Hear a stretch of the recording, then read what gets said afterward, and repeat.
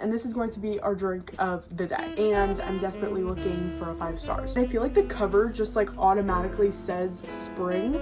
Are all of her female main characters ginger? This book gave like a Greek summer, and living in the spring court and flowers and painting, like you kind of need to come on a trip with me. Beef stick! I vividly remember liking this book, I think more than the first book in the series. Hey guys, welcome back to my YouTube channel. So for today's video, I am going to be telling you guys what books I want to read in spring, as well as some spring book recommendations. I, along with many of you guys, have probably been sitting here patiently waiting for spring, and now it is finally here. So I am so excited to share these books with you guys. So let's just get right in. Now, normally when I do sit down videos, I have an Alani with me or some type of drink. I did in fact give up Alani's for Lent, and when I'm currently filming this, it is still Lent. So I cannot drink an Alani, although I have a few sitting in my mini fridge. I'm currently mourning them, but we have the Ryle-Co iced tea, and this is with Morgan Wallen, and I love my country music, and I love Morgan Wallen. So we're going to crack this open, and this is going to be our drink of the day. And I did in fact buy the lime slush Alanis. Yes, I can't drink them, but yes, they are also still sitting in my fridge. Okay, these have been sitting in my garage for quite some time now because I forgot about them, and the last time I had one was like 3 years ago, and there's a can sitting up there. Fire.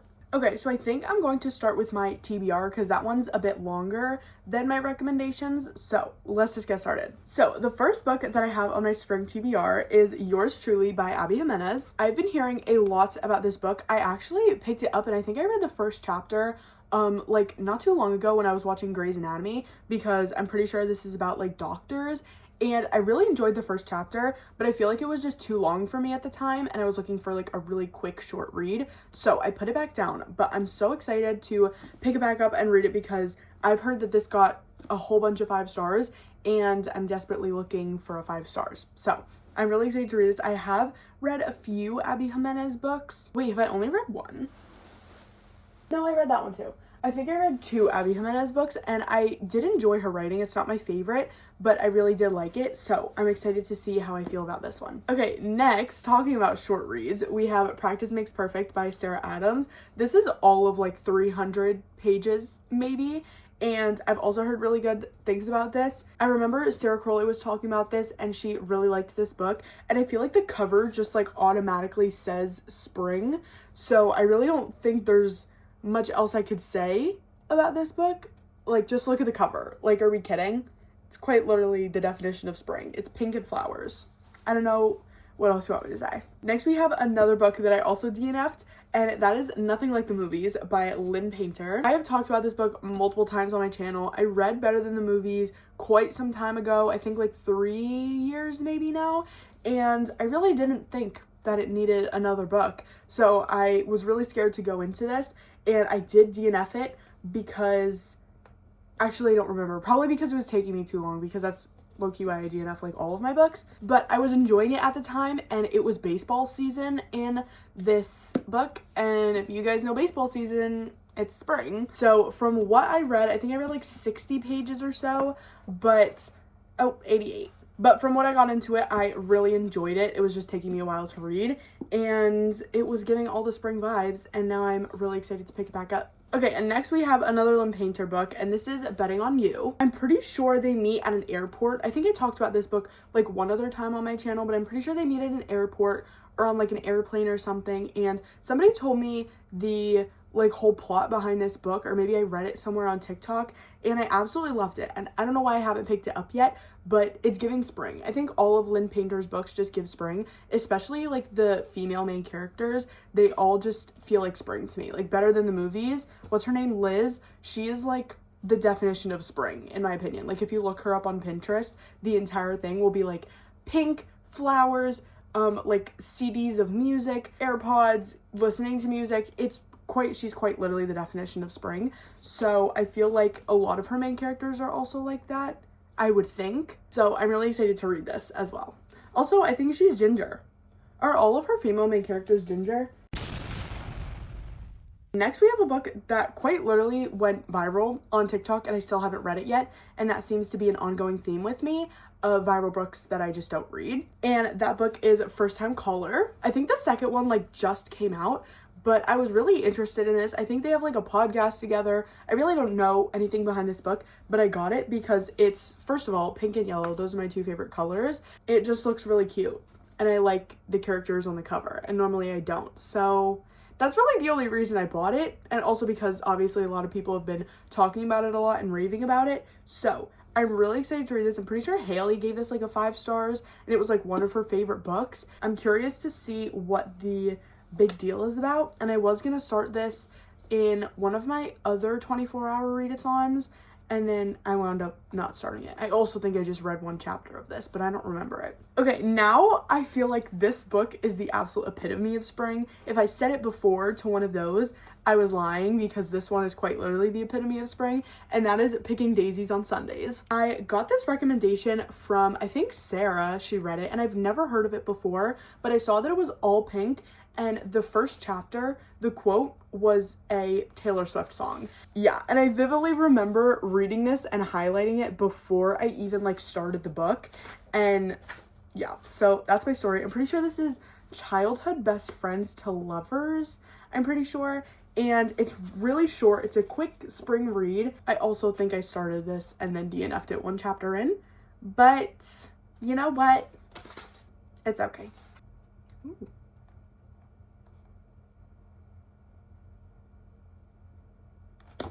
The next 2 books are by very familiar authors to me, and that is going to be Elsie Silver, and I have Off to the Races by her, and I also have Wild Love. Now, I read the entire Chestnut Spring series, and I absolutely adored that series. That was like a 4.5 in all. I loved the characters, I loved her writing, everything about those books was just like, it holds a special place in my heart, right?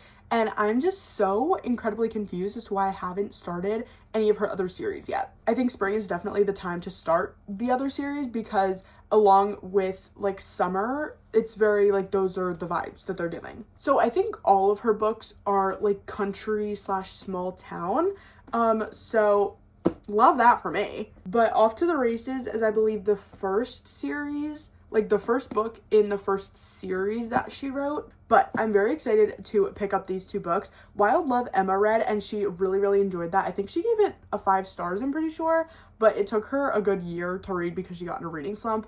But I'm really excited to read that book from what she told me. Also, the guy in that book has a G-Wagon, and that is my favorite car of all time. That is going to be my car. So I thought that was pretty cool. I remember Sarah Caroli read this on vacation in Florida, and I'm pretty sure she rated it a pretty high rating.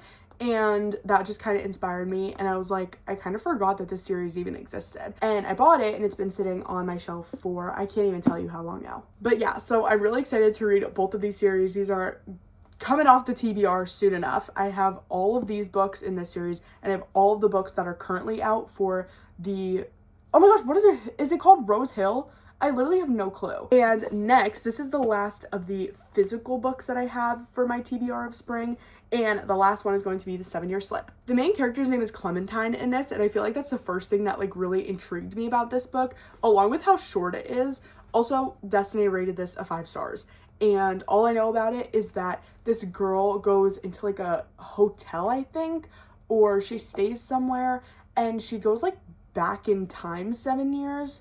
Or is it in the future 7 years? I don't remember, but there's some type of like time traveling that has to do with this. And this book really reminded me of, wait, where is it? Oh my gosh, I should have taken this out before, but One Italian Summer. I feel like this book, I don't know if I said this before, but I feel like this book very much reminds me of what this is gonna be. I loved One Italian Summer though. I'll definitely be reading it again this summer. It was fantastic. I don't know what it was about this book. My grandma got it for me, and I was really not expecting to love it that much, but I really did. And I feel like they have like the same aspects. Like this one goes back in time, and this one perchance goes back in time. I don't know. I really should probably read the back. Oh yeah, okay, it is in the past. And so I feel like they both just give the same vibes, and I don't know why I felt the need to mention that. Okay, so now we're done with the physical spring TBR. Now we're going on to the mental / Kindle Unlimited / I made a list on my notes app of all the books I want to read this spring, and these are the ones that I don't have the physical copies of. First, we have Jasper Vale, and this is the I want to say the fourth book in the Eden series, and all of these books follow the Edens, and they are a big, huge family that live on this cutie little ranch. And it's not little, actually, I don't think. It's pretty big. And if you didn't know, Juniper Hill was one of my favorite books that I read last year in 2025, and that is in this series. I absolutely love that book. It was fantastic, and so I tried to read the third one. Well, I didn't try to read it. I did. I read the third one, but it wasn't my favorite. I think I rated it like a 3.5. I low-key don't remember a lot of what happened in it, so that kind of tells you how I feel about it. I'm really hoping that the rest of the series like picks up and I like them a lot more. Then we have Done and Dusted. This also blew up, I think, either last summer or the summer before that, and a lot of people were talking about it. And I'm pretty sure it's also a cowgirl romance. I'm not exactly sure. I haven't done my research on that book yet, but I'm pretty sure I have the physical copy. It's just at my dad's. I feel like I have it, but I might be lying. It's also super duper short, so that is going to be another like really quick read, like picking daisies on Sundays and practice makes perfect. Then we have Promise Me Sunshine. This is another one of my really highly anticipated books. Again, I don't know why I don't read these books in the summertime. Like, I don't know what it is. I just feel like once I get to the summertime, I'm like, oh, I want to read fantasies now. And it's like, sweetie, you waited all this time to read summer books and now you want to read a fantasy?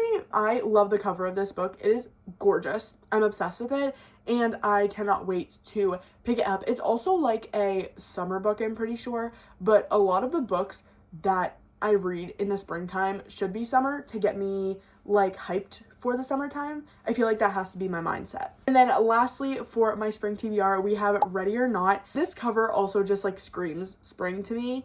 And I feel like there's not much else I could say about this book.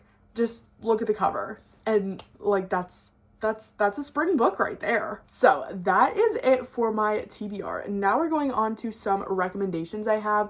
I really don't have a lot considering, like I said, I don't really read like spring or summer books a lot, but these are my highly rated spring, mostly romances. I think I have 2 fantasies in here, but that's just because they give spring vibes. I mean, obviously that's what you're here for. So let's just get started on these now. All right, so the first book that I have on my spring recommendations list for you is Once Upon a Broken Heart by Stephanie Garber. Now, Mads is going to be very happy that I'm showing you this right now because if you know me, you know that I rarely talk about this book. I used to have a reading vlog of me reading this up on my YouTube channel, but I did in fact decide to delete it along with a lot of other videos. I forgot if I told you guys or not, but it was just really cringy watching all those videos back and being like, this is for like anybody to see. Like anybody could open this and watch this terrible edited video. And so I deleted a bunch of them, and the reading vlog of this book being one of them. I feel like Evangeline herself is also just very spring coded in my opinion. Like it's the pink hair, it's the mostly positivity, like it really just feels like she is spring, along with like other aspects of this book. Like there's like tiny little dragons that are like cute and colorful and stuff. Okay, now we have a very recent read. I DNF'd this when I first read it.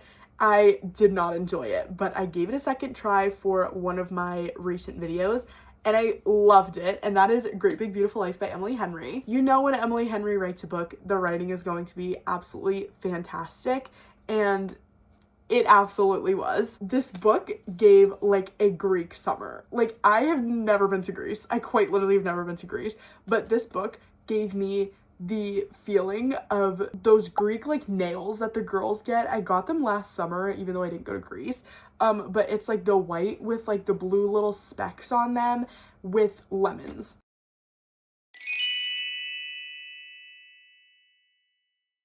Like that's quite literally how I describe this book to people, because that's all I need to say for you to read this book. Margaret Ives's house quite literally gave that vibe as well, and I feel like, oh my gosh, just thinking back, this book was so summer and spring coded. It was so like, it was happy and it was like chipper, but at the same time like there's like a mystery aspect to it, and I feel like that's what really got me into this book, at least the second time around. But it was fantastic. This gave me all the same feelings that Happy Place did, and Happy Place I read like 2 summers ago and it's still one of my favorite books, and I feel like this honestly might have to go up in ratings now that I keep talking about it. It's quite literally a spring summer romance with mystery aspects to it, like I said. And if that doesn't hook you, then The Greek Nails and Lemons will. I just realized I forgot to tell you the plot of this book. Basically, Alice and Hayden are two writers and they're competing for a spot to write Margaret Ives' book. And Margaret Ives is a famous, what is she? They both really, really want this position. And Margaret Ives was like the daughter to like this really, really rich family. She was really famous. And they both want this spot, obviously, to be able to write her story before she passes away. So they both go to this little island and they talk with her. They have meetings. And basically the whole point is to gain her trust, meaning Margaret Ives' trust, so that she picks that person to actually write the story. So only one person can get this position, either Alice or Hayden, and they're both fighting over it. And you know what happens. I mean, I think you know where that could go. So that was Great Big Beautiful Life. You're gonna love it if you read it. Okay, now on to the next book. I've talked about this book, I can't even tell you how many times on my channel. Quite literally all of you have probably read this by now, but I felt the need to add this because of an aspect to this book, and that is A Court of Thorns and Roses by Sarah J Maas. Basically, this girl named Feyre is living with her dad and her two sisters, and one day she kills a fox in the woods, and this fox actually turns out to be Fae. And so this big other Fae comes knocking on her door and is like, hey, you actually killed my friend, so now I'm gonna take you or I'm gonna kill you. So like, you choose. And so obviously she was like, okay, well, like, I don't want to die, so I'll just go with you. So she goes back to the Fae world, like on the other side of the wall. And so she has to basically live with this man who is a Fae and quite literally a beast. And that's my story. It is in fact a Beauty and the Beast retelling. So if that reminded you of Beauty and the Beast, that's quite literally why. And the reason I added this to my recommendations is because the court that the Beast brings Feyre to is called the Spring Court. And so Feyre throughout the entire book lives in the Spring Court. And so you get like all the aspects of happiness and fun and living in the Spring Court and flowers and painting and you name it. And I feel like that's just the definition of spring to me, is just happiness, flowers, and painting. But the rest of the series, in fact, is not spring coded whatsoever. But yeah, I just thought I should add that. Okay, the next book was also one of my top 10 books of 2025, and that was The Paradise Problem by Christina Lauren. This was a very quick read. I think I read this in my reading summer books video, and I loved it. This was like a solid 4.5 stars. Like, it was fantastic. So Anna married West at UCLA so that they could live together because Anna wasn't able to, I guess, afford a house or anything. So she married Liam so that they could stay together. And so she had a place to live. And so once she graduated UCLA, they divorced. And then a few years later, Liam shows up at Anna's door, and like they hadn't talked since, you know, like there was like really no contact. It was just like, you needed help, I got you, like that's it, you know. And then a few years later, Liam shows up and he's like, hey, my family actually still thinks that we're together, and so like you kind of need to come on a trip with me if you don't mind. And there's kind of no saying no to that. So she was like, yeah, if you pay me. Problem is, Liam doesn't get his inheritance of like a butt ton of money until he's happily married for 5 years. And it has not in fact been 5 years that they've been married yet. And they actually didn't sign the divorce papers. So they're still married. Anyway, there's so much that happens in this book in quite literally like 320 something pages. But it was fantastic. It was great. Quick summer read.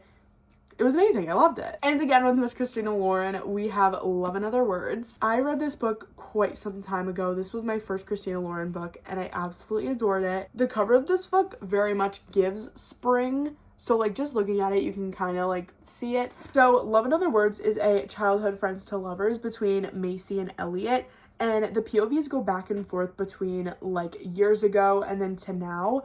And so they were best friends in their childhood. I believe Macy would go and visit like their cabin that was right next to Elliot's like a few times a year. And so they'd visit each other, they hang out, and then they'd have to go back to like their regular lives. And then so something happened one day and they stopped talking. And then years later in the future, Macy and Elliot find each other again. They have to work stuff out because something happened a long time ago that nobody wants to talk about. Okay, next up we have Say You'll Remember Me by Abby Jimenez. This is another book I think that I read in the Reading Summer Books videos. So I think this was the first long distance book I've ever read. I can't remember like 100%, but I definitely remember like a lot of this book, and that definitely says something. Ah. Beef stick! Thanks! I found one. Yes! So Samantha is having a really hard time with her family right now. She's going through a lot. And so she takes her dog to the vet one day, or her cat. I think it was her cat. She takes one of her pets to the vet one day, and the vet is quite literally the most gorgeous man she's ever seen, and that is Xavier. And so they start talking, they go out one night, and then, you know, it's like perfect. And then, one of them has to move. I think it's Xavier. I think he has to leave and go somewhere. I don't know. But they try to do long distance, and like it kind of works, but she's like, I don't think it's gonna really work out for us. So they stop doing long distance, and then they quite literally can't stay away from each other. So that's basically this book. I really enjoyed it. I remember distinctly Xavier being described as Rysand from ACOTAR, and I thought that was hilarious. They mentioned it like 3 or 4 times in the book, and I was cackling. Overall, it was really sweet. It was really cute, and this was like the perfect spring summer book. Okay, now we have a very specific book. This is like, I don't think this is a novella. I really don't know, but it's Ricochet by Krista and Becca Ritchie. This is part of the Addicted series, and I specifically said this book and not like the more popular books because they went on like a vacation in here, and it was very quick. I mean, considering the length of this book, this is shorter than I think any of the other books that I talked about, but this takes place over the span of 90 days, which is why it's so short. And they go on vacation, her and her entire friend group and her family, and they go on vacation, and it's so cute. I vividly remember liking this book, I think more than the first book in the series. It was so fun though. One of my favorite quotes from this series so far was in this, and it was by Mr. Reich Meadows. I love him. I'm so excited to get back into the series though. I started Addicted for Now. It's actually on my TBR up here. I started it and then DNF'd it. And then we have the last book on my spring recommendations, and that is going to be Funny Story by Emily Henry. I ate this book the heck up. So Daphne was living with her fiance, and his fiance had a childhood best friend who was a girl, and he wound up leaving Daphne for that childhood best friend who's a girl. And that childhood best friend who was a girl had a boyfriend, and his name was Miles. And he and Daphne started living together because they needed places to stay. You know, like they both just got dumped for a terrible situationship that was happening over there, right? And you could see where it goes from there. So throughout this book, they basically try and make their ex-significant others jealous by going places in the summertime, taking pictures, and basically the whole point is them trying to make their others jealous. But this book was fantastic. I didn't tab as much as I thought I did, but Miles, the man that you are, I love him. I love him so much. So I think that is going to be it for today's video. If you guys enjoyed it, make sure to like, comment, subscribe, all that fun YouTube stuff, and I will see you guys in the next video. Bye.